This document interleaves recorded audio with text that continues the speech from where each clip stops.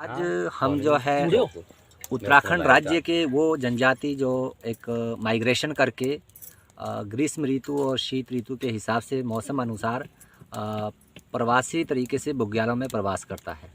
और ये वो कम्युनिटी है जो राजाजी नेशनल पार्क से वर्ष 2016 और 17-18 के बीच में बाहर कर दिया गया था अनलीगल तरीके से। और इस समुदाय के जितने भी फैमिलीज़ है उसकी काउंटिंग फॉरेस्ट डिपार्टमेंट द्वारा वर्ष 2009 में की गई है। लेकिन काफ़ी कारणों के कारण आज यह समुदाय अपने अस्तित्व और अपने अनेक जो सुविधाएं थी उनको छोड़कर अपने माल मवेशियों को लेकर मौसम अनुसार प्रवास करने को विवश है। लेकिन ये एक विवश नहीं है, ये एक पारंपरिक इनका एक तौर तरीका है। लेकिन जिस तरीके से आज वन विभाग और कंजर्विस्ट जो लॉबी है वो इन परिवारों को कैसे परेशान कर रही है, इनके माइग्रेट रूट को चेंज कर दिया गया है। और इनके जो माइग्रेशन के टाइम पर इनके जो फूडर्स था एनिमल्स का उसको कोरोना काल दिखाकर रोक दिया गया है। अभी हम लोग जो है इनके लगभग 7वें पड़ाव पर हम लोग है और इस पड़ाव को डोगरा चांडी के नाम से विख्यात है, जो एक बहुत बड़ा समुद्री एक बुग्याल है जिसको एक पूरे विश्व में एक विख्यात प्रणाली के नाम से जाना जाता है, जो टिहरी डैम है। उसके आसपास में जो किसी समय में ये जो पूरा आप अभी मट्टी जैसा एक सॉइल जैसा एक ग्राउंड देख रहे हैं, ये एक ग्रासलैंड हुआ करता था। लेकिन समय और परिस्थितियों के अनुसार इस पूरे माउंटेन्स एरिया के बीच में एक डैम विस्थापित करके और ये पूरा वनगुजर कम्युनिटी का जो माइग्रेशन के टाइम पर जो पड़ाव का ग्रासलैंड एरिया था उसको ख़त्म कर दिया गया। आज इनके माल मवेशी और इनके जो हॉर्स है, बोफेलो है, वो जो है सॉइल पे आप देख रहे हैं किस तरीके से अपनी भूख को मिटाने का काम कर रहे हैं।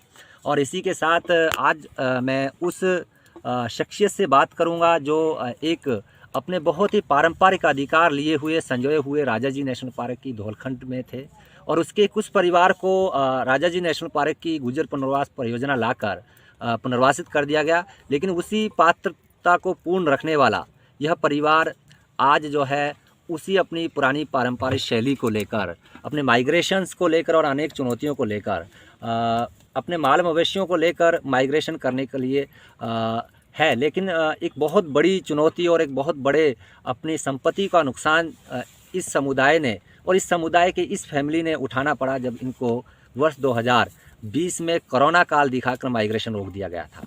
और उसी के परिप्रेक्ष्य में आज हम बात करेंगे राजाजी नेशनल पार्क से रीसेटलमेंट पॉलिसी से छूटे हुए परिवार और राजाजी नेशनल पार्क के अधिकारों से वंचित ये परिवार, उससे बात करेंगे और जानना चाहेंगे कि किस तरीके से चुनौतियों का सामना करना पड़ रहा है वर्तमान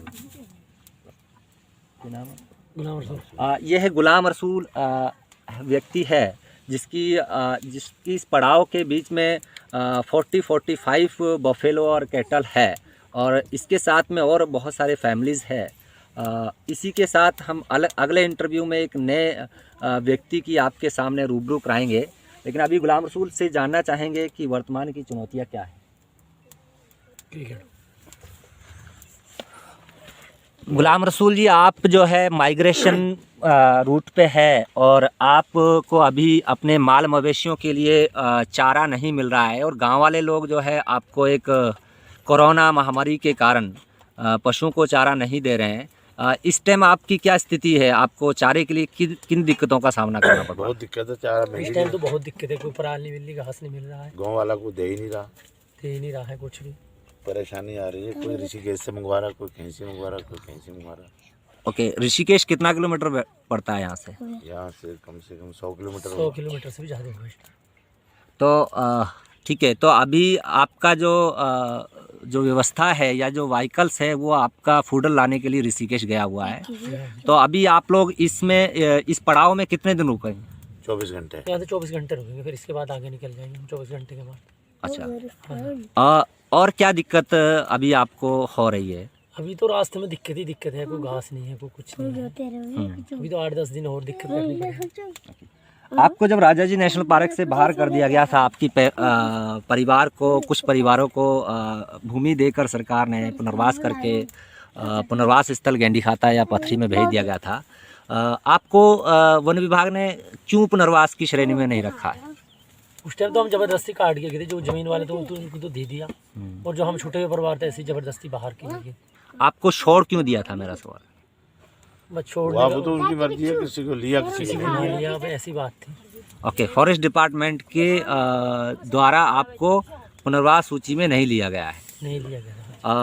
दूसरा मेरा एक सवाल है कि क्या आप जब प्रवास करते हैं, जब आप पहाड़ में जाते हैं या फिर आप राजा जी नेशनल पार्क में अगर होते, तो आपको जंगल पसंद है या फिर पुनर्वास पसंद है, ज़मीनें पसंद है? अब तो जंगल ही पसंद है, जब पुनर्वास हुआ ही नहीं तो। जब तक पुनर्वास ही नहीं हो तो फिर तो जंगल ही पसंद है। जहाँ तक सरकार ज़मीन दे दे, जहाँ जंगल में रहने दे। जिस तरीके से वनगुजर समुदाय या फिर आप एक फैमिली है, 20 से 25 लोग अभी इस टाइम प्रवास कर रहे हैं, और आप ऋषिकेश और हरिद्वार से प्रवास करना स्टार्ट करते हैं, और बीच में काफ़ी गांव और काफ़ी शहर आपके आसपास में पड़ते हैं। आप किस तरीके के फ़ायदे उस शहर वालों को या उन गांव वालों को देते हैं?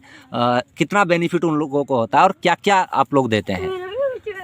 आज तक तो उन लोगों को हमसे ये फ़ायदा हुआ कि जहाँ हम रहते हैं, जहाँ से जैसे आज यहाँ डेरा डाला है, यहाँ में हमारी भैंसें बैठेगी, घास डालेंगे, गोबर करेगी, इनकी खेतों में बैठेगी, इनको खाद मिलेगा। और जिसको दूध की ज़रूरत होगी वो हमसे दूध ले जाएगा ख़रीद के, जिसको घी की ज़रूरत होगी वो घी ले जाएगा ख़रीद के। रास्ते में इन लोगों को ये फ़ायदे हमसे पूरी फैसिलिटी मिलती है। और जब वहाँ हम अपनी जगह में पहुँच जाएंगे, वहाँ जो आसपास के हमारे गांव में रहने वाले, उनको वहाँ उनके पास दूध भी नहीं होता, घी भी नहीं होता, हम उनको देते हैं। उनके पास जो गाय होती है, जहाँ घोड़ी होता है, तो हमारे घोड़ों से क्रॉस होती है, गाय हमारे बैलों से क्रॉस होती है, तो भैंसें जो होती है हमारे झोटों से क्रॉस होती है। तो हम लोगों से उनको ये लाभ मिलता है। और जब वो कभी घूमने जाते हैं नीचे से बुग्यालों में, हमारे डेरों में रात को रहते हैं, उनको बिस्तरा मिलता है, जगह मिलती है, रहने की सारी सुविधा मिलती है। बस यही सुविधा है। दूसरे मेहमान हमारे मोहम्मद शब्बीर गुजर है, जो ये भी एक राजा जी नेशनल पार्क से गुजर पुनर्वास योजना से वंचित परिवार है, और इसके भी कुछ फैमिलीज़ को रीसेटलमेंट पॉलिसी के अंदर ला के उनको गेंडीखाता में जो है पुनर्वासित कर दिया गया है। लेकिन ये शब्बीर है और अपने 30 से 40 कैटल के साथ हिमालय की बुग्यालों को और प्रवास कर रहा है, और आज इस पड़ाव में पहुंचा है। और मैं जानना चाहूँगा शब्बीर भाई, क्या कहना चाहेंगे कि आपको राजा जी नेशनल पार्क की पुनर्वास योजना से वंचित करके और आपको वन क्षेत्र राजा जी पार्क से बाहर कर दिया गया था, और क्या आपका उसमें कहना है कि आप क्या चाहते हैं कि हम लोगों के साथ क्या होना चाहिए? हमारा ये कहना है सर कि राजा जी राष्ट्रीय पार्क से जब हमारे को ज़मीन मिली, तो हमारे को जो हमारे पिताजी थे, दादाजी, उनको ज़मीन मिल गई, और हमारे को राजा जी राष्ट्रीय पार्क से उसे निकाल दिया गया है। उससे बाद हमारे को वहाँ जाने की कोई उपाय नहीं है। उससे बाद कहीं भी दूसरी जगह जा सकते हैं, और पुलिस वाले अलग से लेते हैं पैसे, और जंगलात वाले अलग से ले लेते हैं दूध की, और कहीं दूसरी जगह में उनको रहने नहीं देते। क्या चाहते हो शब्बीर भाई कि राज्य सरकार या सेंट्रल राज्य सरकार से ज़्यादा राजा जी राष्ट्रीय पार्क में जो जंगल है हमारे को उसमें जाना चाहिए, वरना हमारे को फिर ज़मीन मिलनी चाहिए।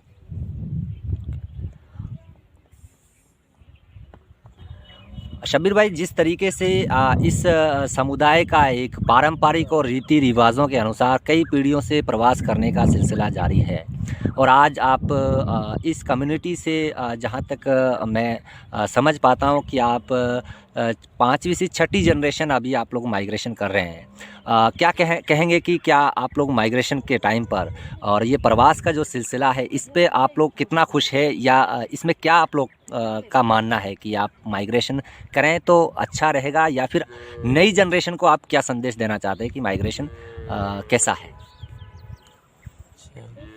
पहाड़ों को मेरे को ऊपर जाने में बहुत अच्छा लगता है, लेकिन हमें रास्ते में बहुत दिक्कत होती है। ना हमारे को घास मिलता है, ना उससे कहीं पराली वगैरह कुछ नहीं मिलता है। तो बुग्यालों में जाने को हमारे को बहुत अच्छा लगता है। हमारे पीछे से दादा परदादों से सुविधा है पहाड़ में जाने की। और हमारे को रास्ते में बहुत दिक्कत होती है, ना घास मिलता है ना चारा पानी मिलता है।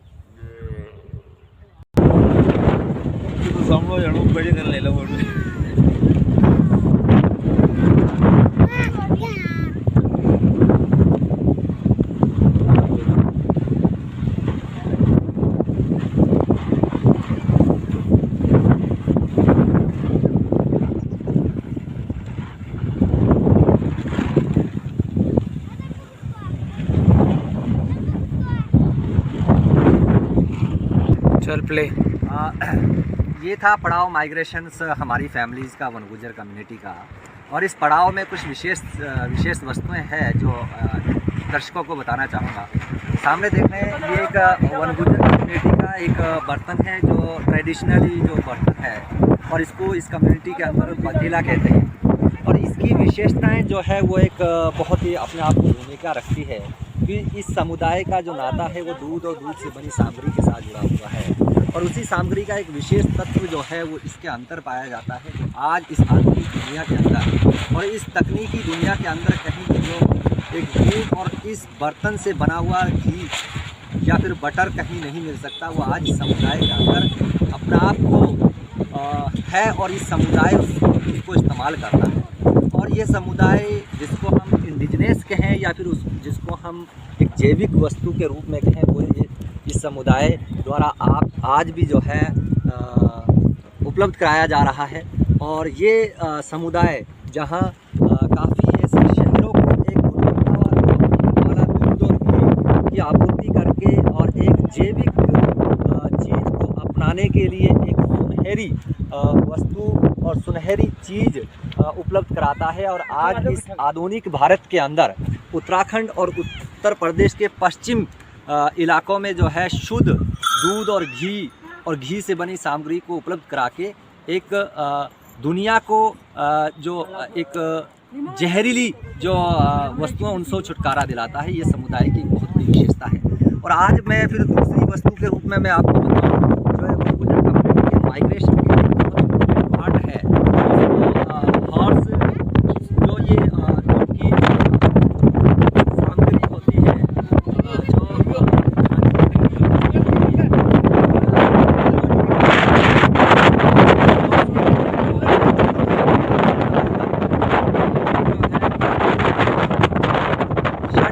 इस कम्युनिटी के लैंग्वेज में कहते हैं। और ये एक बड़ी इम्पोर्टेंट चीज़ होती है और ये एक बार लेने से सालों साल तक ये चलती है।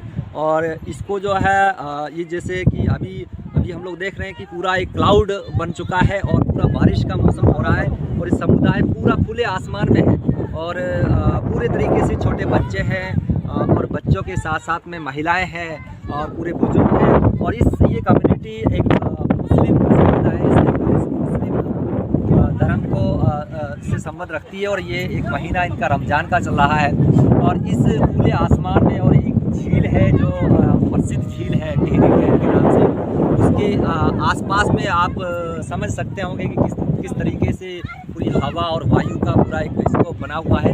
लेकिन आज रात ये खुले आसमान में रहेंगे और अपने छोटे छोटे बच्चों के साथ ये आज की रात निकालेंगे।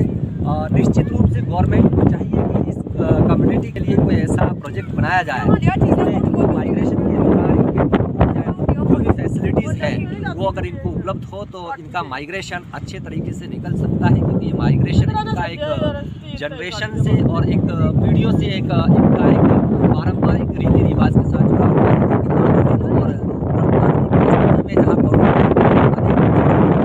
माइग्रेशन में काफ़ी चुनौतियाँ और काफ़ी दिक्कतों का सामना करना पड़ रहा है। और इन्हीं शब्दों के साथ नमस्कार, मैं हूँ मोहम्मद मीर हमजा।